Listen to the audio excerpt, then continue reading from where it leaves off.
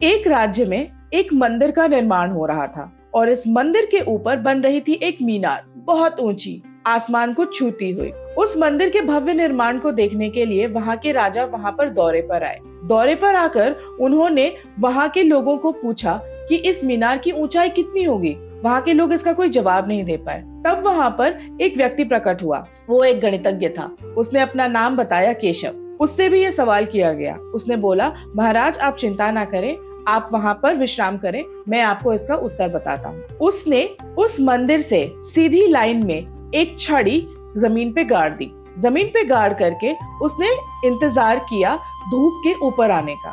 जैसे ही सूरज एकदम ऊपर आया, उसकी एक छाया बनी, मंदिर की भी और उस छड़ी की भी। उसने लोगों को बोला कि इस छड़ी की छाया को नापा जाए। जब उस छड़ी की छाया को नापा गया तो उसकी लंबाई मिली 0.5 मीटर और उस छड़ी की लंबाई थी 1 मीटर। उसने तुरंत इसका एक रेशियो निकाला, 1 डिवाइडेड बाय 0.5, जिसका आंसर है 2/1, which means 2। उसने उसी समय मंदिर की छाया को भी नपवाया, जिसका लेंथ आया 20 मीटर्स। उसने तुरंत घूम करके महाराज को बताया कि महाराज इस मीनार की ऊंचाई है 40 मीटर। महाराज स्तब्ध थे। वहां पर प्रेजेंट सारी जनता स्तब्ध थी। उन्हें समझ नहीं आ रहा था कि केशव ने ये कैसे किया। जब उससे पूछा गया तो उसने बताया कि महाराज ये ज्ञान आर्यभट्ट या गणित की किताब में भी मौजूद है।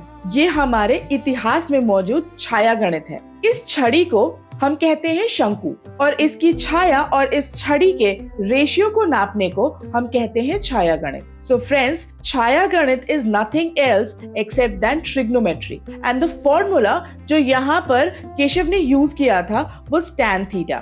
है ना interesting fact that how mathematics has been relevant in the history also and is relevant in today's engineering and construction as well. If you like the story, do like, share and subscribe to the channel and do let me know in the comment section below, would you like to hear more stories like these? Till then, thank you.